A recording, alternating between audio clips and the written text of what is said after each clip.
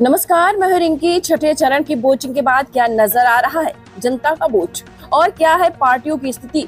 और इस सवाल को अगर और सीधा कर दे तो क्या है भारतीय जनता पार्टी की स्थिति, क्या है मोदी की हालात, क्योंकि उनके पास पाने के लिए तो कुछ भी नहीं था लेकिन खोने के लिए बहुत कुछ है। छठे चरण में 58 सीटों पर वोटिंग हुई और इसमें से एक भी सीट 2019 के चुनाव में यूपीए को हासिल नहीं हुई थी। भाजपा ने अकेले 40 सीटों पर जीत दर्ज कर डाली। बाकी की सीटें समाजवादी पार्टी, बीएसपी, तृणमूल और आजसू जैसे दलों को मिली थी। आप सोच रहे होंगे कि कन्हैया कुमार का क्या होने जा रहा है, मनोहर लाल खट्टर हरियाणा के पूर्व सीएम का क्या होने जा रहा है, मेनका गांधी का क्या होने जा रहा है और सोमनाथ भारती दिल्ली में क्या करने जा रहे हैं।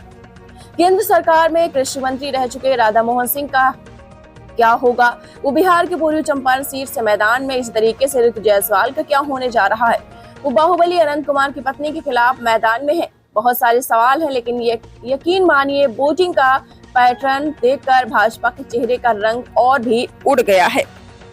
दिल्ली, हरियाणा और बिहार, उत्तर प्रदेश ही चार अन्य राज्यों में उसका आत्मविश्वास पूरी तरीके से हिला हुआ है। देखिए कि छठे चरण में 8 राज्यों की 58 सीटों पर मतदान था। इसके साथ ही 486 सीटों पर वोटिंग की प्रक्रिया खत्म हो चुकी है और अब केवल 57 सीटों पर वोटिंग बची हुई है। मतलब 90% चुनाव खत्म हो चुका है। यह चरण इसलिए भी भाजपा के लिए बहुत महत्वपूर्ण था। उसमें हरियाणा की सभी 7 सीटों और दिल्ली की सभी 7 सीटें शामिल थी। पिछली बार ये सारी सीटें 10 और 7 17 भाजपा जीत गई थी, लेकिन इस बार ये असंभव है। और जब मैं असंभव बोल रही हूँ तो इसके लिए लगभग नहीं लग रहा है। लिख लीजिए कि भाजपा को भारी नुकसान होने जा रहा है। छठे चरण में ही कांग्रेस के युवा चेहरे कन्हैया कुमार, भोजपुरी स्टार और भाजपा के सांसद मनोज तिवारी, पूर्व सांसद महाबल मिश्रा, पूर्व केंद्रीय मंत्री मेनका गांधी, हरियाणा के पूर्व सीएम मनोहर लाल खट्टर, जम्मू कश्मीर के पूर्व मुख्यमंत्री महबूबा मुफ्ती, कुमारी सैलजा, हरियाणा के चौटाला परिवार के 33 सदस्य और भोजपुरी सुपरस्टार दिनेश लाल यादव उर्फ निरहुआ की सीटों पर मतदान हुआ है। दिल्ली में तो मनोज तिवारी को छोड़कर भाजपा ने दिल्ली को रिपीट ही नहीं किया। टिकट यहाँ तक कि गौतम गंभीर और हर्षवर्धन को भी नहीं। इसके बावजूद बीजेपी ताल ठोक कर नहीं बोल रही है कि हम सारी सीट जीत पा रहे हैं। कांग्रेस और आम आदमी पार्टी का गठबंधन होने का असर सभी बूथों पर देखा गया। दिल्ली में 11 सीट पर चलिए देखते हैं और समझते हैं। उत्तर पूर्वी लोकसभा सीट में वर्तमान में भोजपुरी अभिनेता सांसद मनोज तिवारी हैं। पिछली बार उन्होंने कांग्रेस के दिग्गज नेता शीला दीक्षित को हरा दिया था, लेकिन इस बार कांग्रेस आम आदमी पार्टी का संयुक्त उम्मीदवार कन्हैया कुमार को बनाकर इंडिया गठबंधन ने मनोज तिवारी का रास्ता रोक दिया है। 20% मुसलमानों वाली उत्तर पूर्वी दिल्ली में भाजपा ने अंत तक पूरी कोशिश की कि मामला किसी भी तरीके से हिंदू बना मुसलमान हो जाए, लेकिन ऐसा नहीं हुआ। ऊपर से जेएनयू और दिल्ली यूनिवर्सिटी जामिया के छात्रों, अध्यापकों और नागरिक संगठनों ने कन्हैया के प्रचार में पूरी ताकत झोंक कर मनोज तिवारी को परेशान कर दिया। नतीजा कॉलोनियों का आम आदमी पार्टी का वोट, मुसलमानों का वोट, बयारों के वोट और बिहारियों के वोट बड़ी संख्या में कन्हैया को जाते हुए देखे गए। एक तरफा तरीके ऊपर से छात्र, नौजवानों और फ्लोटिंग वोट ने भी कन्हैया को मजबूती दी है। वो मनोज तिवारी की कड़ी चुनौती के बावजूद कन्हैया ने शानदार चुनाव लड़ा है। दूसरी सीट जो बीजेपी की फंसी हुई है वो पश्चिमी दिल्ली की सीट। कांग्रेस गठबंधन ने यहाँ से महाबल मिश्रा को उतारा। भाजपा ने यहाँ से प्रवेश वर्मा का टिकट काटकर कमलजीत सहरावत को मैदान में उतारा। कमलजीत दक्षिणी दिल्ली नगर निगम की महापौर भी रह चुकी हैं। मेयर इससे नाराज प्रवेश वर्मा ने अपने हाथ ही खींच लिए। ऊपर से महाबल मिश्रा पहले से भी सांसद रह चुके हैं। पूर्विया वोट बैंक पर उनकी जबरदस्त पकड़ रही है।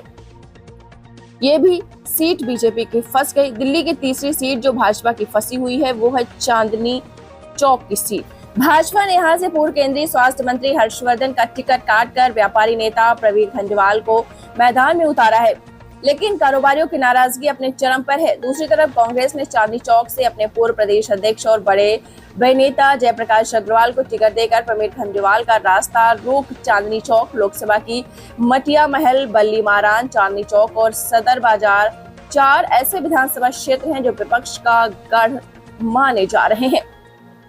यहाँ 17% दलित, 14% मुसलमान, 19% ओबीसी, 17% का वोट, 14% पंजाबी और 7% ब्राह्मण वोटर हैं।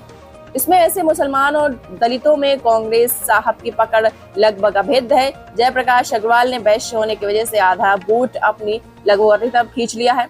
इस तरीके से पंजाबी और ब्राह्मण वोट भी बटे नजर आ रहे हैं। जयप्रकाश अग्रवाल ने भाजपा को बहुत परेशान कर दिया।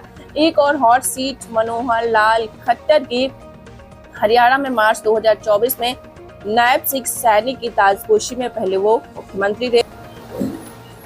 अब विधायक से इस्तीफा देकर करनाल लोकसभा की जंग में उतरे हैं। उनके सामने युवा कांग्रेस के प्रदेश अध्यक्ष दिव्यांशु बुद्धिराजा हैं। जसपा ने देवेंद्र कादियान को उतार दिया है। शुरू में लग रहा था कि मामला एक तरफा है। यह भी कहा जा रहा है कि करनाल सीट पर भूपेंद्र हुड्डा के साथ खट्टर का अंदरूनी समझौता हो चुका है बेटी को लेकर, लेकिन जैसे तैसे चुनाव आगे बढ़ा, खट्टर के माथे से पसीना छलकता नजर आने लगा है। इसी तरह उत्तर प्रदेश में आजमगढ़ की सीट भाजपा ने फिर से भोजपुरी स्टार दिनेश लाल यादव उर्फ निरहुआ को उतारकर समाजवादी पार्टी को चुनौती दे दी है। लेकिन सपा के धर्मेंद्र यादव ने निरहुआ को प्रचंड गर्मियों में दिन में तारे दिखा दिए। इसी तरह फिर से हरियाणा आए हिसार की सीट पर भाजपा फंस गई है।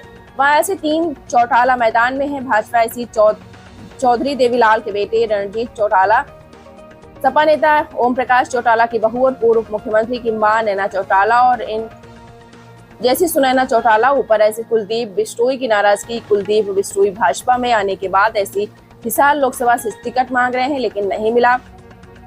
नाराज कुलदीप को मनाने के लिए हरियाणा के सीएम नायब सिंह सैनी और प्रदेश भाजपा के महामंत्री सुरेंद्र पुनिया उनके दिल्ली वाले घर पहुंच गए। ऐसे में कांग्रेस के जयप्रकाश के लिए लड़ाई वैसे ही आसान हो चुकी है।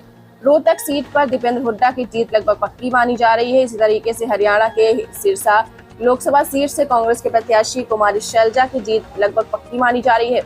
भाजपा ने यहां से कांग्रेस के पूर्व सांसद अशोक तंवर को मैदान में उतारा है। तो कहा जा रहा है कि दिल्ली से सटे गुरुग्राम सीट पर भी राज बब्बर ने अजय माने जा रहे मोदी के मंत्री रावजीत सिंह के छक्के छुड़ा दिए।